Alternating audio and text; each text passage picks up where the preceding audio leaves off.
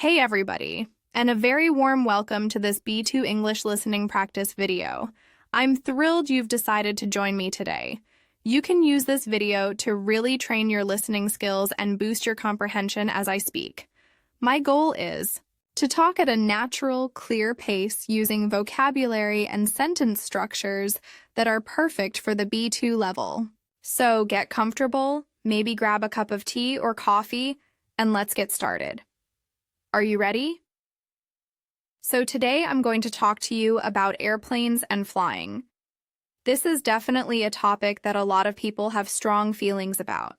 Some love it, some tolerate it, and many people hate it. And that's completely understandable.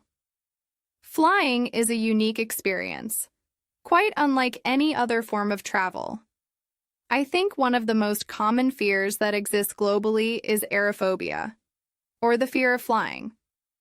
I can't even tell you how many people I know, friends, family, acquaintances, that have this fear to some degree. For some, it's a mild nervousness, a few butterflies in the stomach before a flight. For others, it's a full-blown phobia that prevents them from traveling by air altogether, or causes them immense distress if they absolutely have to fly. But flying is also a marvel of modern engineering, a testament to human ingenuity that connects cultures, economies, and people across vast distances in a relatively short amount of time. It has revolutionized travel, business, and even how we perceive the world. So, today, we're going to delve into various facets of this fascinating subject.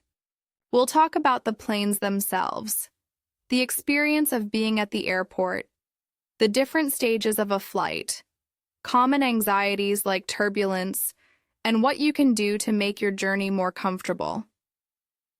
Let's talk a little more about the different aspects of flying. First, let's discuss the plane itself. The incredible machine that defies gravity and carries hundreds of people through the sky. I've flown many dozens of times. I've probably lost count to many different destinations. Short hops across countries in Europe, long-haul journeys across continents, and everything in between. Yet, I'd say that I've probably never been in a really, truly comfortable plane before, at least not in economy class, which is where most of us travel. I think this is because almost all planes, especially in the standard cabin, are just uncomfortable by nature, or rather, by design. And why is that? Well, airlines are businesses, and they've got to cram all these passengers into a relatively little space. The objective is to maximize passenger capacity. And of course, the more passengers they can fit onto a single aircraft, the more tickets they sell, and thus, the more money they make. So naturally, there's not going to be a lot of space or luxurious comfort for the average flyer. Seat pitch, which is the distance between your seat and the one in front of you, has been shrinking over the years.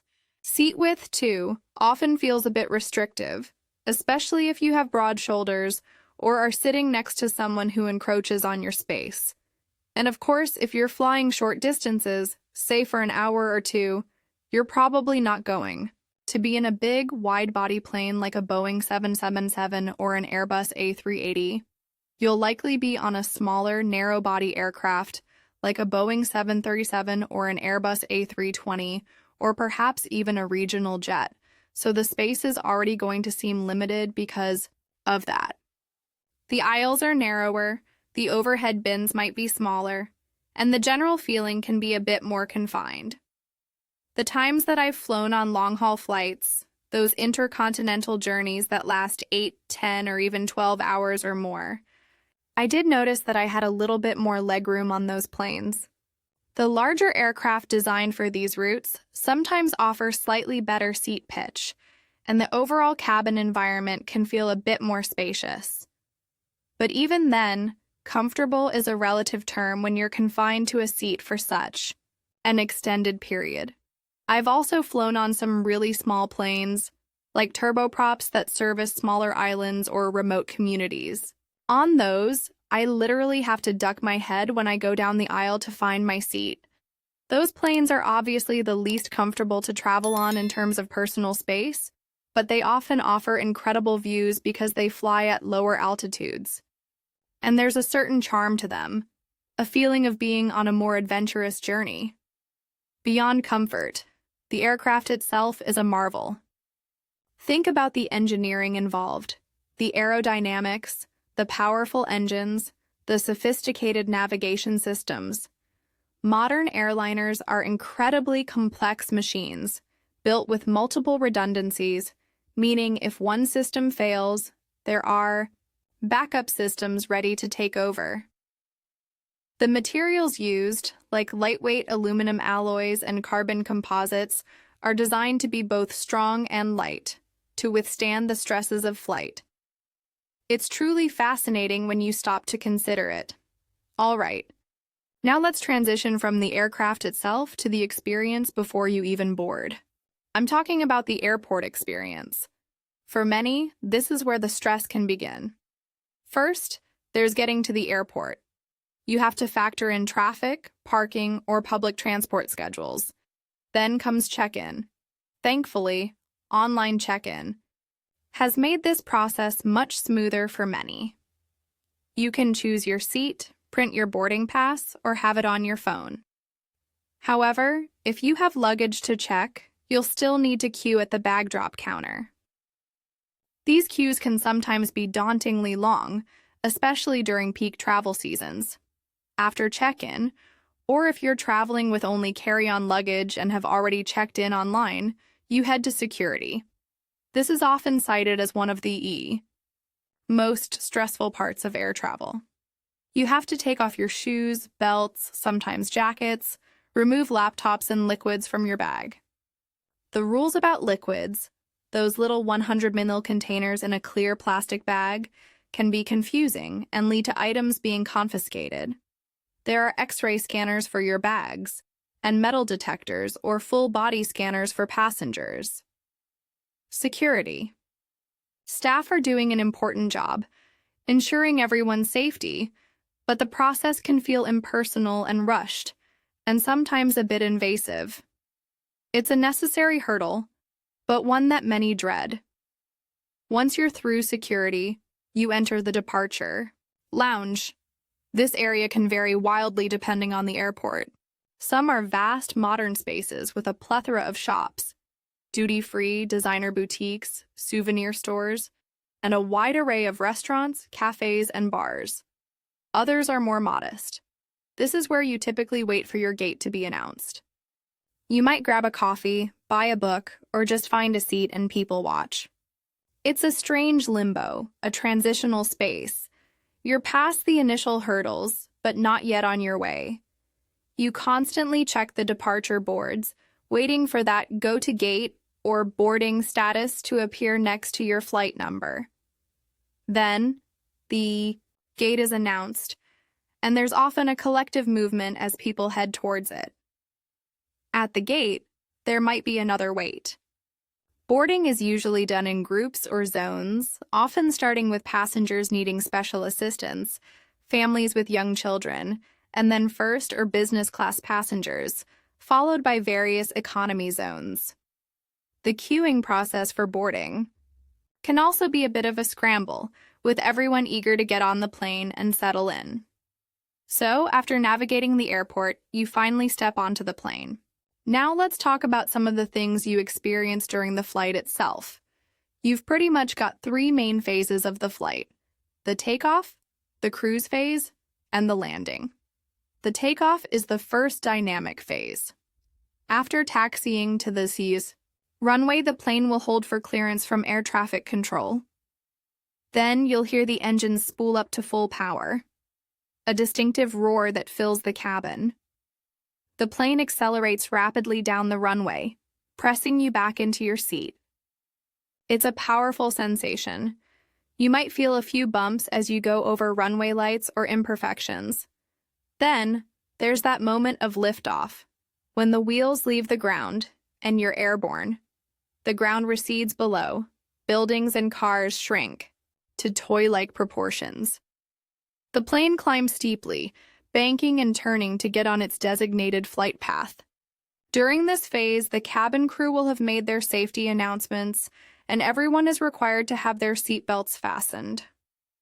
Once the plane reaches its initial cruising altitude, the seatbelt sign might be turned off, though it's always recommended to keep it fastened when seated, just in case of unexpected turbulence. This brings us to the cruise phase. Obviously, the cruise phase takes up the vast majority of the flight time, especially on longer journeys. This is the actual flight, so to say, where the plane is traveling at a steady speed and altitude, often around 30,000 to 40,000 feet above the Earth. During this phase, the cabin crew will typically begin their in-flight service, offering drinks, snacks, or meals depending on the length and type of flight. You can recline your seat a little, though always be mindful of the person behind you. Read a book, watch a movie on the in-flight entertainment system if there is one, listen to music, or try to get some sleep. The views from the window can be spectacular, especially if you're flying over dramatic landscapes or during sunrise or sunset. You might see vast cloud formations, mountain ranges, coastlines, or the glittering lights of cities at night. But the takeoff and the landing are often considered the crucial phases of the flight. Why? Because in the very, very rare chance that something does go wrong with an aircraft, statistics show it's usually during one of these two phases: takeoff and initial climb, or approach and landing. These are the times when the aircraft is closest to the ground, operating at lower speeds, and undergoing significant changes in configuration, like extending flaps and landing gear. So, if you're going to get nervous about flying, from a purely statistical standpoint, it should be about the takeoff and landing, not so much about the cruise phase. It's funny because so many people get freaked out during patches of turbulence when the plane is in the cruise phase. If you've flown at least a few times in your life, you've probably experienced this at some point. The plane starts shaking. Maybe there are a few bumps, things get a little rocky, and the plane might even feel like it's dropping or free-falling for a second or two. When this happens, you can look around and see people in complete anguish, gripping their armrests tightly, their knuckles white, some closing their eyes, others looking anxiously at the cabin crew for reassurance. I've seen drinks spill and heard nervous gasps. But the funny thing is, or perhaps the reassuring thing is, that turbulence is not something that anyone should generally be scared of. It's 100% normal. Air is a fluid, just like water, and it moves. Turbulence is simply a disturbance in that airflow. It can be caused by many things: weather systems like thunderstorms, which pilots actively avoid, flying over mountains, which disrupts airflow, jet streams, which are fast-flowing currents of air high in the atmosphere, or even clear air turbulence, for CAT, which can occur unexpectedly in clear skies. Planes are specifically built to be able to withstand insane amounts of turbulence, far more than you would ever typically encounter. The wings are designed to flex, and the overall structure is incredibly robust. Pilots are also highly trained to handle turbulence. They often get reports from other aircraft about turbulent areas and will try to change altitude to find smoother air if possible. The drops you feel are often just the plane moving, with an air current similar to a boat on a choppy sea. It might feel dramatic, but the plane isn't falling out of the sky. There's nothing really to be scared about from a structural integrity point of view. So the next time you find yourself in a rough patch of turbulence, try to remember that. Take a few deep breaths, make sure your seatbelt is fastened, and just sit back and relax, or distract yourself with a book or movie. The cabin crew usually remain calm, and that's a good sign. They experience this all the time. After the cruise phase, which can last anywhere from 30 minutes to over 15 hours, comes the descent and landing. The pilot will announce that you're beginning the initial descent. You'll feel the plane gradually losing altitude. Your ears might start to pop due to the change in air pressure. Swallowing, yawning, or chewing gum can help alleviate this. The engines will sound quieter as they are throttled back. As you get closer to your destination, you'll see the flaps on the wings extending, which helps the plane fly at slower speeds for landing. Then the landing gear will be lowered, which you can often hear and feel, a sort of thud or clunk. The ground will get closer and closer. The pilot lines the aircraft up with the runway, and then, with a gentle bump, hopefully, or sometimes a firmer one, the wheels touch down. You'll hear the roar of the reverse thrusters as the engines work to slow the plane down, along with the brakes. The plane then taxis off the runway and towards its designated gate. And that's it. You've arrived.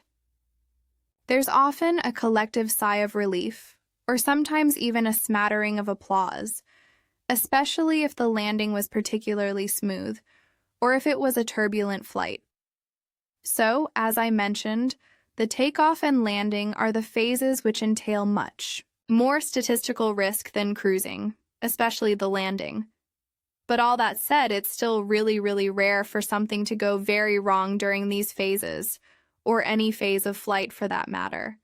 Flying is actually one of the safest, if not the safest, modes of traveling, when you look at accidents per mile traveled or per journey. Commercial aviation has an incredible safety record. Thanks to rigorous maintenance schedules, advanced technology, stringent regulations, and highly trained pilots and air traffic controllers. So, while it's natural to feel some apprehension, try not to worry excessively. The odds are overwhelmingly in your favor. All right. Now let's just talk a little bit about what you can do while you're flying to pass the time or make yourself more comfortable. As we've established, plane seats aren't always the pinnacle of comfort. There are some people, lucky them, that can sleep on planes without any problem whatsoever. They can curl up, nod off, and wake up refreshed at their destination.